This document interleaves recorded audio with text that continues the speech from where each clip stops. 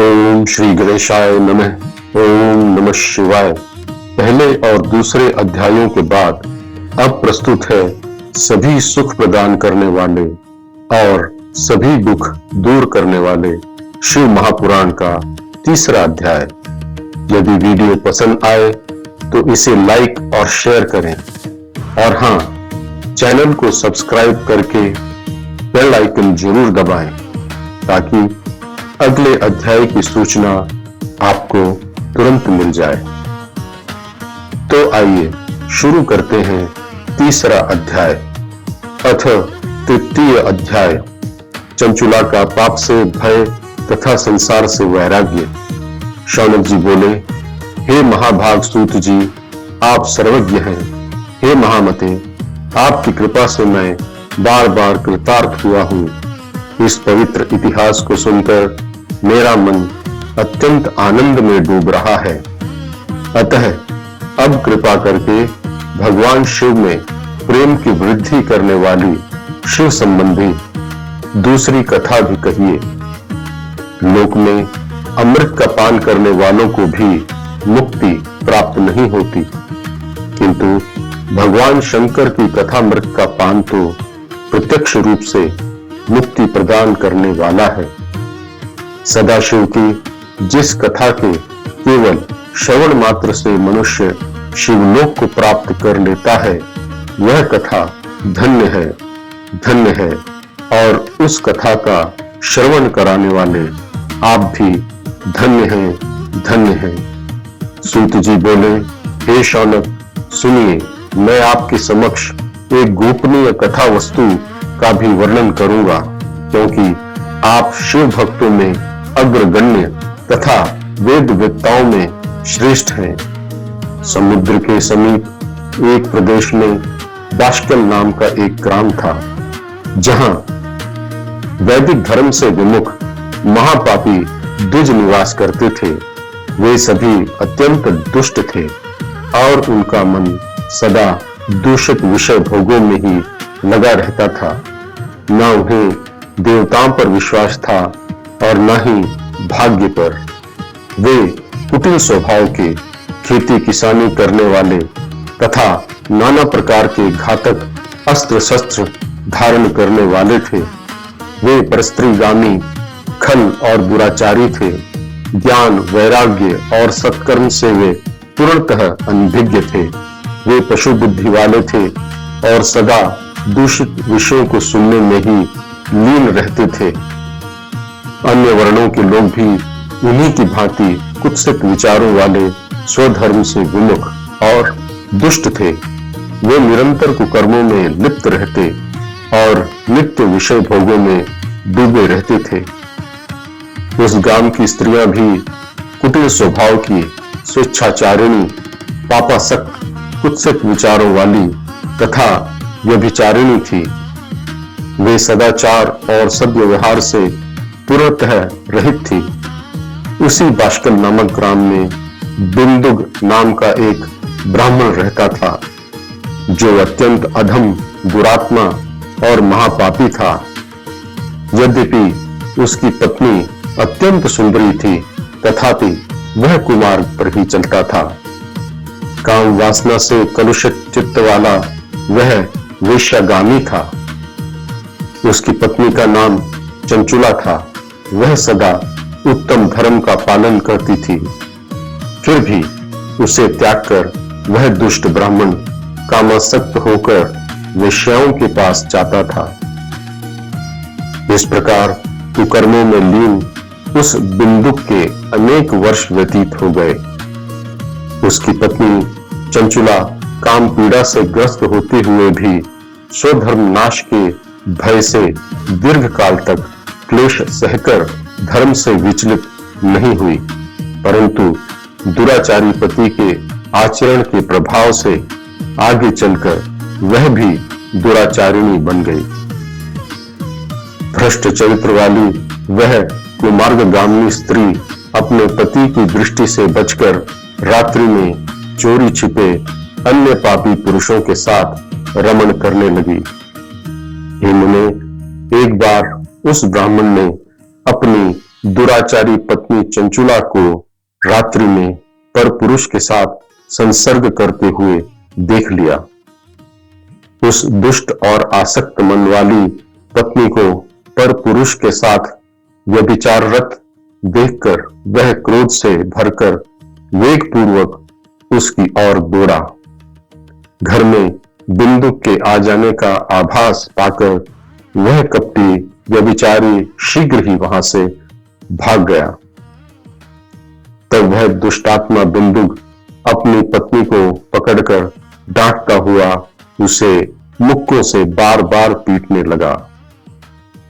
पीटे जाने पर वह व्यभिचारिणी नारी चंचुला कुपित होकर निर्भयता पूर्वक अपने दुष्ट पति से कहने लगी। चंचुला बोली, आप कुबुद्धि के कारण मुझे अपनी पतिव्रता और युवती पत्नी को छोड़कर प्रतिदिन वेश्या के साथ इच्छानुसार रमण करते हैं। आप ही बताइए कि रूपवती और कामासक्त चित्त वाली मुझ युवती की पति संसर्ग के बिना क्या दशा होती होगी। मैं अत्यंत सुंदरी हूं और नव यौवन से उन्मत्त हूं। आपके संसर्ग के बिना व्यथित चित्त वाली मैं इस काम जन्य दुख को कैसे सह सकती हूं। सूत जी बोले, उस स्त्री के ऐसा कहने पर वह मूढ़ बुद्धि स्वधर्म विमुख और दुष्ट पापी ब्राह्मण बिंदुक कहने लगा। बिंदुक बोला, काम से व्याकुल होकर तुमने सत्य ही कहा है। हे प्रिय, तुम भय त्याग दो और मेरी हितकारी बात सुनो। तुम निसंकोच होकर नित्य पर पुरुषों के साथ संसर्ग करो, उन्हें संतुष्ट करके उनसे धन प्राप्त करो और वह सारा धन मुझे दिया करो। इससे तुम्हारा और मेरा दोनों का ही स्वार्थ सिद्ध होगा। सूत जी बोले, पति का यह वचन सुनकर उसकी पत्नी चंचुला प्रसन्न हो गई और उसने उसकी बात मान ली।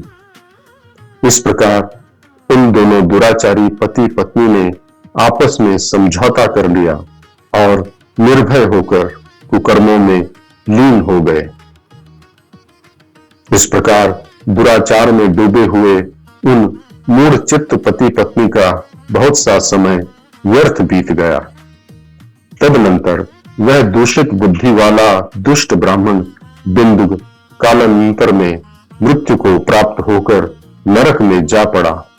वहां दीर्घ काल तक नरकीय दुख भोगने के पश्चात वह पापी विंध्य पर्वत पर भयंकर पिशाच बन गया। इधर दुराचारी पति के मर जाने पर वह मूढ़ हृदय चंचुला बहुत समय तक अपने पुत्रों के साथ घर में ही निवास करती रही। इस प्रकार कामासक्त होकर जारों के साथ विहार करती हुई उस चंचुला का यौवन धीरे धीरे क्षीण होने लगा।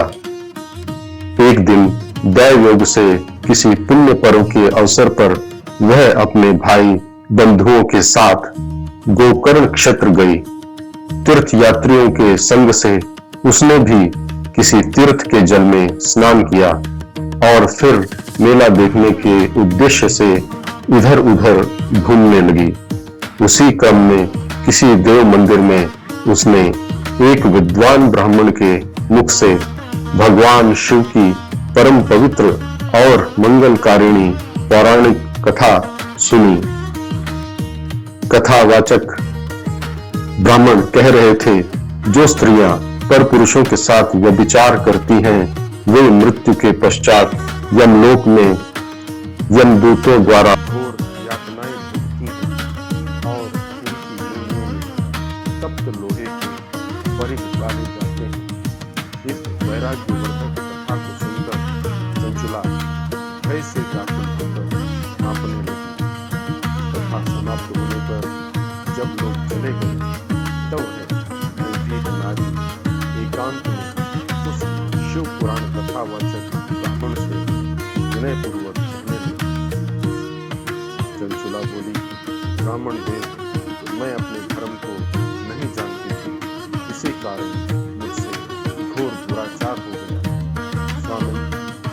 कृपा करके मेरा उद्धार कीजिए। मैंने मूढ़ बुद्धि के कारण घोर पाप किया है। कामांध होकर मैंने अपनी संपूर्ण युवावस्था व्यभिचार में व्यतीत कर दी। आज आपके वैराग्य रस से परिपूर्ण प्रवचन को सुनकर मैं अत्यंत भयभीत हो गई। मुझे संसार से वैराग्य हो गया। मुझ पापिनी को धिक्कार है। थोड़े से सुख के लिए मैंने अनजाने में ऐसे घोर पाप कर डाले जो हित का नाश करने वाले और अत्यंत दुखदायक है।